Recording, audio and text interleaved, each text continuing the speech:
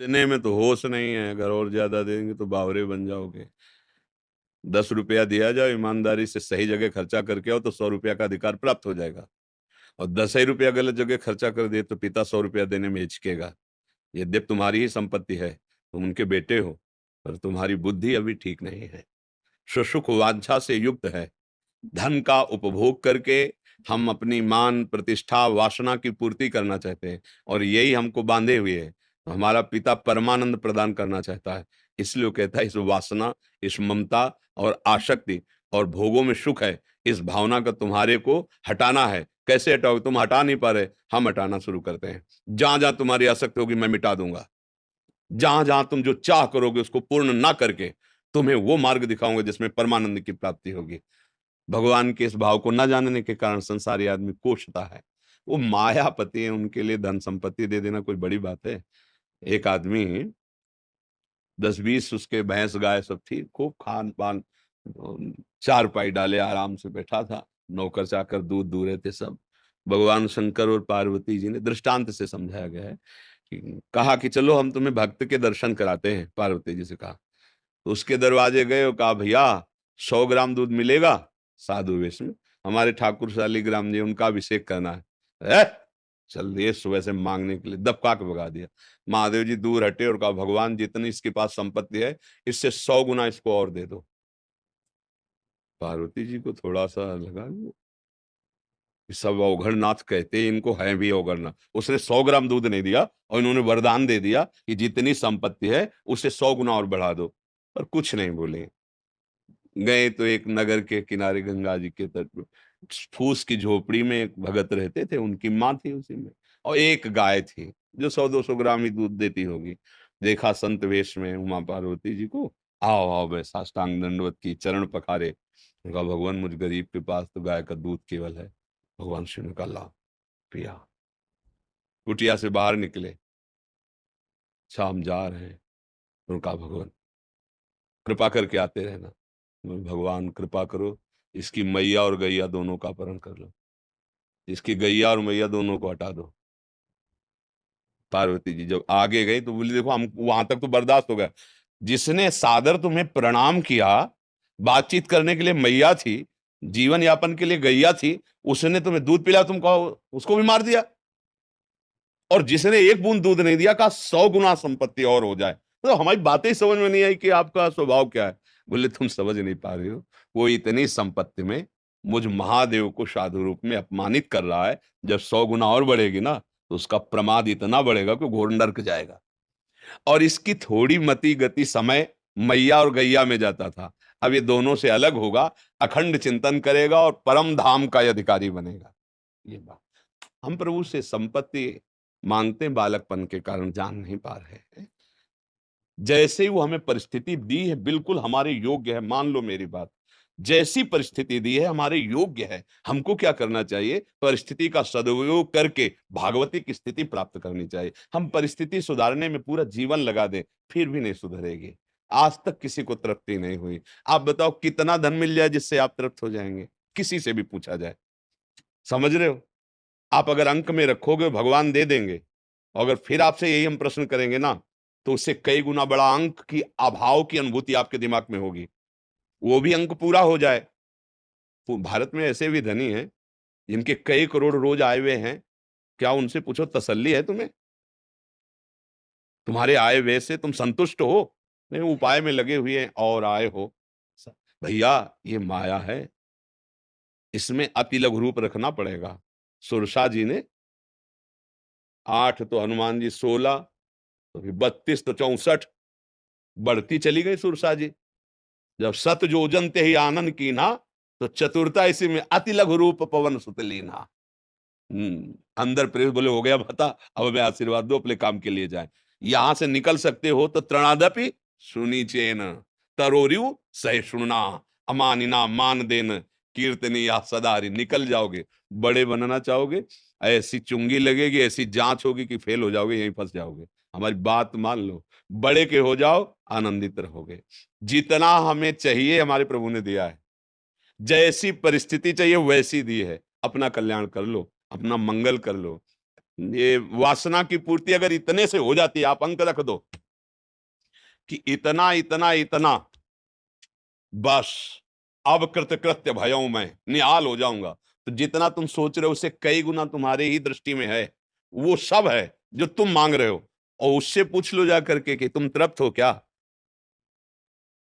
वहां भी अभाव ही नजर आएगा, क्योंकि बिना भगवत भाव के ये इसकी सत्ता ही नहीं जिसको आप देख रहे हो। नासते विद्यते भाव ना भाव विद्यते, तो ये तुम्हारा अभाव कभी मिटने वाला नहीं। आप सोचो, जिन अप्सराओं के आने पर यहां मृत्युलोक के मुनियों का मन क्षोभ को प्राप्त हो गया, उन अप्सराओं का स्वामी काम से प्रेरित होकर एक महापुरुष की पत्नी के साथ अपराध कर रहा है, जो गौतम ऋषि और अहिल्या।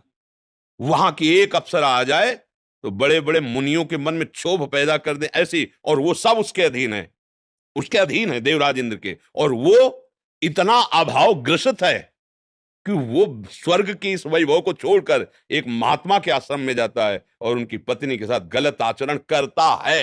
अहिल्या चरित्र में आप पढ़ के, अभाव देवराज इंद्र का भी नहीं पूर्ण हुआ है जो त्रिभुवन पति है। भैया ये भ्रम है कि अगर इतना कुछ, एक अपनी मान्यताएं हैं, एक लड़का हो जाए, एक लड़की हो जाए, एक ऐसी नौकरी हो जाए, इतना रुपया हो जाए, एक मकान हो जाए, एक गाड़ी हो जाए, बस हम निहाल हो जाएंगे। और जो तुम सोच रहे हो इससे कई गुना किसी के पास है, लेकिन वो परेशान है, उससे कई गुना बढ़कर है, वो भी परेशान है। मतलब समझो, धन प्राप्ति से आपके अभाव की दूरी नहीं होगी, भगवत प्राप्ति से आपके अभाव की पूर्ति है। अब कछुनाथ न चाहे मोरे तभी होगा जब चरणारविंद का सानिध्य मिलेगा। मेरी बात मान लो, धन संपत्ति से तुम्हारा अभाव दूर होने वाला नहीं प्यारे। वो मायाधीश है, एक ही पर्वत ऐसा है इसी मृत्यु लोक में जो 400 कोस का, सोचो, सुमेरु पर्वत पूरा सोने का है, लंबाई चौड़ाई बराबर, किलोमीटरों की बात नहीं है, योजनों की बात कही गई। उसके लिए कोई देना, रत्न गर्भा पृथ्वी में जैसे पीली मिट्टी निकलती है, गेरू लाल मिट्टी निकलती है, ऐसे सोना चांदी हीरा जवाहरात मिट्टी, रत्नाकर कहा गया समुद्र को, एक से एक रत्न। भैया इनसे काम नहीं चलने वाला। हमें लगता है कि अगर हमारे पास संपत्ति होगी तो क्या करेंगे, मनोइच्छित भोग भोगेंगे। मनोइच्छित भोग भोगने से तुम्हारी दुर्गति हुई है। ये भोग भोगने से शांति प्राप्त कराने की जो हमारे अंदर मन बुद्धि प्रेरणा देता है, गलत प्रेरणा देता है। क्योंकि भगवान कह रहे त्यागात शांति अनंतरम, भोगों के त्याग से शांति मिलती हो। मेरा मन शिक्षा क्या दे रहा है कि भोग अगर मिल जाए, भोग के कारण ही धन का है महत्व। अगर आपको 1 ट्रक रुपया भी 1000 वाला दे दिया जाए तो आप क्या करोगे, यही लगेगा इस कबाड़ को क्या करें। क्यों? क्योंकि उससे कोई सामान नहीं मिलेगी, बंद है ना। और अभी तो उससे सामान मिल जाएगी। मतलब भोग प्राप्ति प्रधान वृत्ति होने के कारण धन का महत्व है। भोग प्रधान वृत्ति ने ही हमारी दुर्गति की है। मतलब हमारा मन हमारी बुद्धि किस चाल में फंसा रहा है, दुर्गति के लिए फंसा रहा है। अब ये बात बिना पवित्र बुद्धि के आप कैसे समझोगे। अगर धन प्राप्ति से हमारा काम पूरा जीवन आनंदमय होता तो हम जितना सोचते हैं उससे कई गुना बढ़कर किसी के पास धन है, वो आनंदित नहीं है। भगवान के मिलने से ही आनंद मिलेगा। तब लग कुशल न जीव कहूं, सपने हो मन विश्राम, जब लग भजत न राम को शोक। संतोष आ जाए अभी बहुत बड़े धनी हो जाओगे।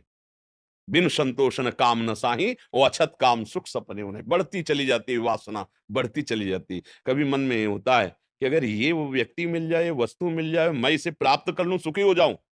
और अगर वो मिल जाए तो कुछ ही दिन बाद आप देखोगे फिर तीसरे पे नजर चली जाएगी, फिर चौथे पे। मतलब आप गंदे होते चले जाओगे, गिरते चले जाओगे। आज तक कहीं किसी को विश्राम नहीं मिला है। इसलिए भैया मेरी बात मान लो, अपने 2 भुजाएं हैं, दत्तात्रेय जी को प्रसन्न करके 1000 भुजाएं की शास्त्राबाहु अर्जुन ने। उसकी ऐसी सिद्धि थी, 80,000 वर्ष तक जवान रह करके विषयों का भोग किया। किसी का धन खो जाए और याद कर ले शास्त्राबाहु अर्जुन तो धन मिल जाए, ऐसा उसका प्रभाव था। पर वो भी अभाव में ही था, क्योंकि जब जमदग्नि जी के आश्रम में गया और गाय का प्रभाव देखा कि सब चीज वही से निकल रहा है, कोई रसोइये की जरूरत नहीं, केवल गाय पूर्ण कर रही, क्योंकि कामधेनु है, अपहरण किए नहीं। परशुराम जी ने छुड़ाया ऐसा, जमदग्नि जी को मार दिया। देख लो अभाव कितना है उसको, एक ऋषि को मार दिया। ऋषि के काम यज्ञ कार्य में उपयोग में आने वाली गाय छीनने के लिए भारी अपराध किया। भगवान परशुराम जी के द्वारा पूरे वंश का विनाश किया गया, काट काट के फेंक दिया। अभाव रहित था क्या वो? एक गाय की शोभा महिमा देखकर वो इतना बड़ा, जो 88,000 वर्ष तक भोगों में ऐसे रमण कर रहा है, सारा वैभव है, भगवान दत्तात्रेय जी की बड़ी कृपा है, वो आदमी इस कोटि का, निम्न कोटि का अभाव ग्रसित, एक महात्मा की गाय चुराने के लिए महात्मा की हत्या कर दी, जमदग्नि जी का वध कर दिया, और वो गाय चुराए भाग परशुराम जी को। तो ये आप समझो, अभाव केवल भगवान की प्राप्ति से दूर होगा। हिरण्यकश्यप ऐसा तपस्वी था, बड़े बड़े देवता हाथ जोड़े खड़े रहते थे। रावण ऐसा भयंकर बलि था, जहां जाके भुजा बजा देता, लोग के लोग खाली हो जाए, थर्राए। अभावग्रसित था कि नहीं था? वो भी ऐसा थोड़ी था कि अब मुझे कुछ नहीं चाहिए, वो भी अभावग्रसित जल रहा था।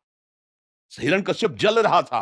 आप सच्चाई की बात समझो। कोई कितना बड़ा वैभवशाली हो जाए, जब तक भगवान का भजन नहीं करेगा, भगवान का अनुभव नहीं करेगा, तब तक अभाव नहीं जाएगा। ये जहां भगवत भाव आया तो अभाव खत्म हो जाएगा। संतों की भाषा में कहा, सात गांठ कौपीन में और इंद्र बापुरो कौन। भगवदानंद में मगन लंगोटी भी सही ढंग से नहीं है, सात गांठी उसमें भी लगी हुई। बोले कि स्थिति ऐसी है कि इंद्र बेचारा नजर आता है, सुरपति नरपति लोकपति जिनके भावे घास, और रहे परम आनंद में तज सब ही की आस। ये भगवान के चरणों का बल होता है। भैया मांगो तो भगवान के चरणों का बल मांगो, उनसे उनका प्रेम मांगो, निहाल हो जाओगे। फिर हृदय में आएगा आप, कछुनाथ न चाहे मोरे। और अगर कुछ भी मिल जाए तो चाह बढ़ती चली जाएगी, वो मिटेगी नहीं। वो हमारा केवल मन हमको फंसा रहा है कि अगर इतना धन दे देते तो हमारा काम चल जाता।